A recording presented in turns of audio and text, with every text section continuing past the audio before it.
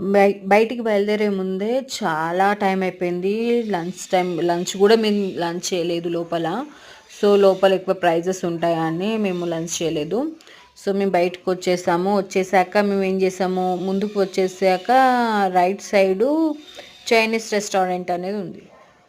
Restaurant లోపలికెళ్ళాము. బాగుంది, చాలా బాగుంది రెస్టారెంటు.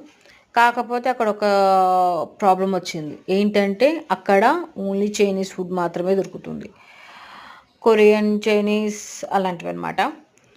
ఫుడ్ దొరుకుతుందేమో దేవుడా, ఎందుకురా నాయనా ఫుడ్ తినడం అని చెప్పి ఇక్కడ పక్కనే ఇండియన్ రెస్టారెంట్ ఉంది. అక్కడికి వచ్చాము.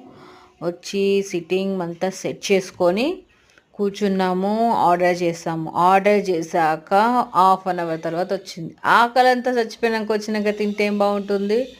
ఇక అందరం కొద్దిగా తినేసి ఎవరి దారి వాళ్ళు ఇంటికి వెళ్ళిపోయామన్నమాట.